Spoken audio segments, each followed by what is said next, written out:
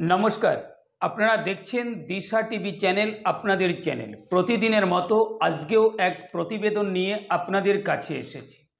2024-এর লোকসভা নির্বাচনের দামামা বেজে গেছে। পশ্চিমবঙ্গে সব রাজনৈতিক দল তাদের নির্বাচনী প্রচার আরম্ভ করে দিয়েছে।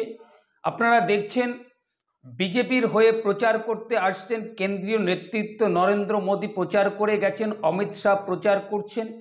কিন্তু পশ্চিমবঙ্গে 42 লোকসভা কেন্দ্রের মধ্যে যে কটা লোকসভা কেন্দ্র নিয়ে আলোচনা বা চর্চা চলছে, বহরমপুর লোকসভা কেন্দ্র তার মধ্যে অন্যতম। কেন? 1999 সাল থেকে 2019 সাল পর্যন্ত এই 5 বারের সাংসদ কংগ্রেস নেতা অধীর চৌধুরী।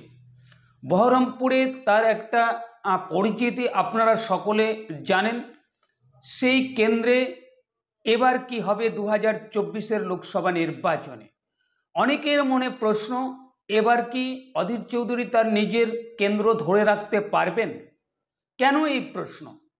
দেখুন, আমরা যদি দেখি 2014 সালের লোকসভা নির্বাচনের ফলাফল, তাহলে এই বহরমপুর লোকসভা কেন্দ্র থেকে বিশাল ব্যবধানে অধীর চৌধুরী জয়লাভ করেছিলেন। কিন্তু 2019 সালের লোকসভা নির্বাচনে এসে দেখা গেল 80,000-এর সামান্য কিছু ভোট ব্যবধানে জয়লাভ করলেন তিনি।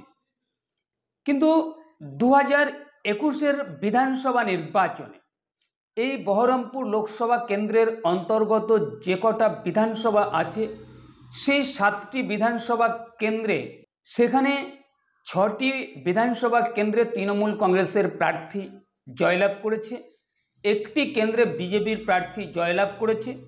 বলার বিষয় এটাও যে এই 7টি বিধানসভা কেন্দ্রের ভেতর তৃণমূল কংগ্রেস যে 6টি বিধানসভা কেন্দ্রে জয়লাভ করেছে এবং তার নিকটতম প্রতিদ্বন্দ্বী কিন্তু বিজেপির প্রার্থীরা ছিলেন, এবং যে কেন্দ্রে বিজেপি জয়লাভ করেছে সেই কেন্দ্রে তার নিকটতম প্রতিদ্বন্দ্বী তৃণমূল কংগ্রেস।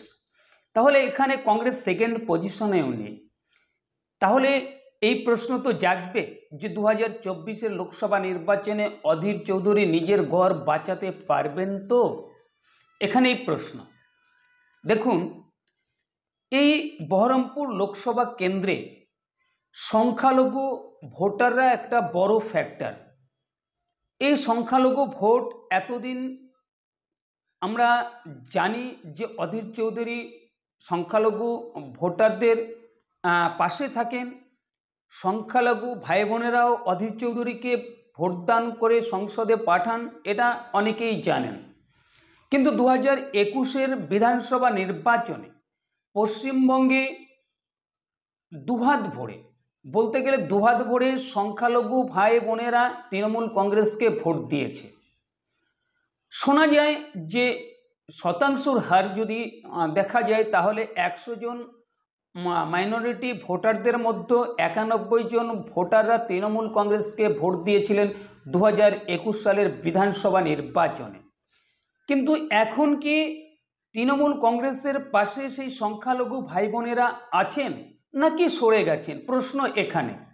দেখুন, যদি আমরা একটু পেছন দিকে তাকাই তাহলে জানতে পারবো যে সাগরদিঘির উপনির্বাচন, এই সাগরদিঘির উপনির্বাচনে কংগ্রেসের প্রার্থী হয়েছিলেন বাইরন বিশ্বাস বামফ্রন্টের সমর্থনে। যে কেন্দ্রে উপনির্বাচন হয়েছিল সেই কেন্দ্র কিন্তু তৃণমূল কংগ্রেসের ছিল। আপনারা সকলে জানেন, অনেক রাজ্যে দেখা যায় যে উপনির্বাচনে শাসক দলের প্রার্থীরা জয়লাভ করে থাকেন, কিন্তু এখানে তার উল্টোটা আমরা দেখলাম শাসক দলের প্রার্থীকে পরাজিত করে কংগ্রেসের প্রার্থী বামফ্রন্টের সমর্থনে জয়লাভ করলেন।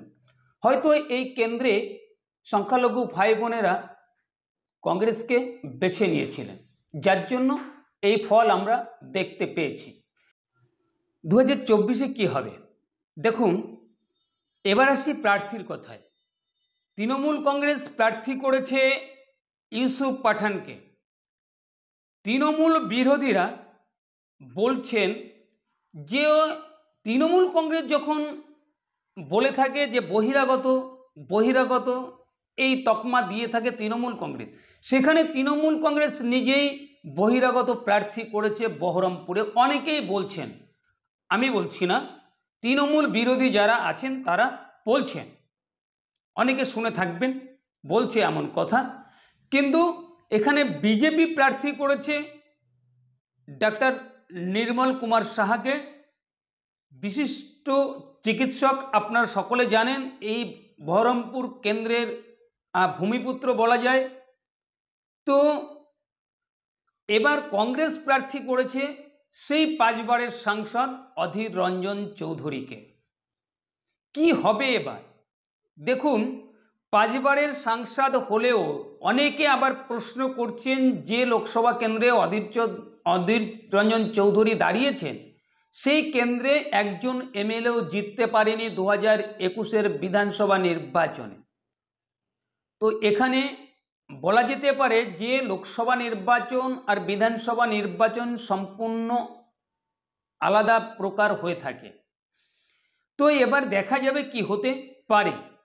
দেখুন, এই বহরমপুর লোকসভা কেন্দ্রে সংখ্যালঘু ভোটাররা একটা ফ্যাক্টর। এতদিন পর্যন্ত সংখ্যালঘু ভোটাররা অধীর রঞ্জন চৌধুরীকেই কিন্তু ভোট দিয়ে সংসদে পাঠিয়েছেন। এবার কি হবে?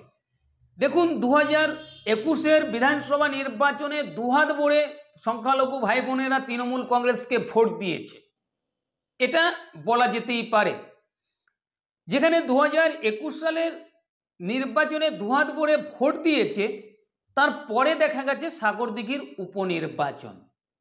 এই সাগরদিঘির উপনির্বাচনে কিন্তু কংগ্রেসের প্রার্থী বামফ্রন্টের সমর্থনে বাইরন বিশ্বাস জয়লাভ করেছিল উপনির্বাচনে। আপনারা জানেন, উপনির্বাচনে সব জায়গাতে আমরা দেখি শাসক দলের প্রার্থীরা জয়লাভ করে থাকে, সেখানে সাগরদিঘি আমরা উল্টোটা দেখেছি। সেই সময় অনেক কংগ্রেস নেতাকে বা বামফ্রন্ট নেতাকে আমরা বলতে শুনেছি সাগরদিঘি মডেল।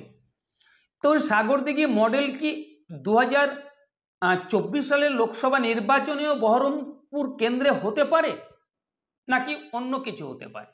দেখুন, সংখ্যালঘু ভোটাররা যদি দুভাগে ভাগ হয়ে যায়, এখানে সম্ভবত 50% কাছাকাছি সংখ্যালঘু ভোটাররা এই বহরমপুর লোকসভা কেন্দ্রে আছেন। তো সেই ভোটটা যদি ভাগ হয়ে যায় তাহলে কিন্তু ত্রিমুখী লড়াই এখানে হতে পারে। আর যে সংখ্যাগুরু ভোট বা সংখ্যাগরিষ্ঠ ভোট সেখানে 45% কাছাকাছি আছে, আর অন্যান্য আছে ভোটার। তো সেখানে যদি এখানে বিজেপি এই সংখ্যাগরিষ্ঠ ভোটের যদি 30-35% ভোট নিতে পারে তাহলে কিন্তু ত্রিমুখী লড়াই এখানে হচ্ছে। অনেক বিশেষজ্ঞরা মনে করছেন, যেমন বিরোধী দলনেতা বলেছিলেন যে বহরমপুরেও আমরা জিতব। তো এরকম যদি পরিস্থিতি হয়, ভোট কাটাকাটি হয়, তাহলে বিরোধী দলনেতা শুভেন্দু অধিকারী যেটা বলেছেন সেটাও কিন্তু অসম্ভব কিছু না, হলেও হতে পারে। যদি ভোট কাটাকাটির অঙ্কে বিজেপি এগিয়ে গেলেও যেতে পারে। তো দেখা যাবে আমাদের যে আগামী দিন কি হতে চলেছে। এই বহরমপুর লোকসভা কেন্দ্রের যে ভোটাররা আছেন, আপনাদের মূল্যবান কমেন্ট আপনারা করবেন আগামী দিনে কি হতে পারে এই লোকসভা কেন্দ্রে। তো আপনাদের মূল্যবান কমেন্ট আপনারা কমেন্ট করে জানান। আর আমাদের ভিডিও যদি ভালো লেগে থাকে অবশ্যই একটা লাইক করবেন, শেয়ার করবেন, চ্যানেলটাকে সাবস্ক্রাইব করে পাশে থাকবেন। ধন্যবাদ। আজকের মতো এখানে।